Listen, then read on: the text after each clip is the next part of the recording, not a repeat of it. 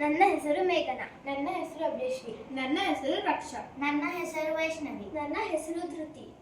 ತ್ವಮೇವ ಮಾತಾ ಚ ಪಿತಾ ತ್ವಮೇವ ತ್ವಮೇವ ಬಂಧುಶ್ಚ ಸಖಾ ತ್ವಮೇವ ತ್ವಮೇವ ವಿದ್ಯಾ ದ್ರವಿಣಂ ತ್ವಮೇವ ತ್ವಮೇವ ಸರ್ವಂ ಮಮ ದೇವ ದೇವ.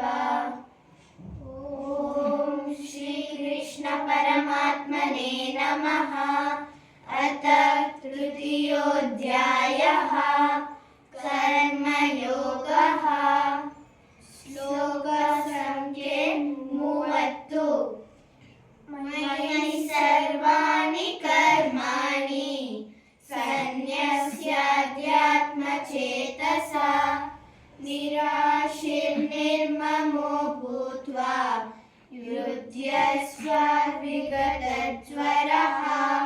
ಈ ಶ್ಲೋಕದ ಅರ್ಥ: ಧ್ಯಾನ ನಿಷ್ಠೆಯ ಮನಸ್ಸುಳ್ಳವನಾಗಿ ಎಲ್ಲ ಕರ್ಮಗಳನ್ನು ನನಗಾಗಿ ಸಮರ್ಪಿಸಿ ಆಶಾರಹಿತನಾಗಿ ಮತ್ತು ಮಮತಾರಹಿತನಾಗಿ ಸಂತಾಪ ಪಡದಂತೆ ಯುದ್ಧ ಮಾಡು ಎಂದು ಶ್ರೀಕೃಷ್ಣನು ಅರ್ಜುನನಿಗೆ ಹೇಳುತ್ತಿದ್ದಾನೆ.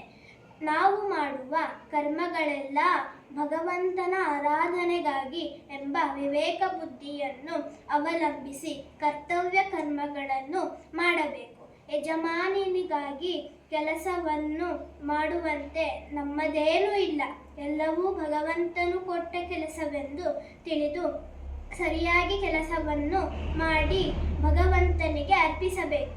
ಅರ್ಜುನ, ನೀನು ನಿನ್ನ ಕರ್ಮವಾದ ಯುದ್ಧವನ್ನು ನಿನಗಾಗಿ ಮಾಡುತ್ತಿಲ್ಲ, ಪರಮೇಶ್ವರನ ಕರ್ಮವಿದು ಎಂದು ತಿಳಿದುಕೊಂಡು ಮನಸ್ಸು, ಮಾತು, ಶರೀರದಿಂದ ಸಂತಾಪ ಪಡದೆ ಯುದ್ಧ ಮಾಡು ಎಂದು. ಈ ರೀತಿ ನಾವು ಕರ್ಮಗಳನ್ನು ಮಾಡುವುದರಿಂದ ಕರ್ಮದ ಬಂಧನ ಆಗುವುದಿಲ್ಲ ಎಂದು ಶ್ರೀಕೃಷ್ಣನು ಉಪದೇಶ ಮಾಡುತ್ತಿದ್ದಾನೆ. ಶ್ರೀಕೃಷ್ಣಾರ್ಪಣಮಸ್ತು.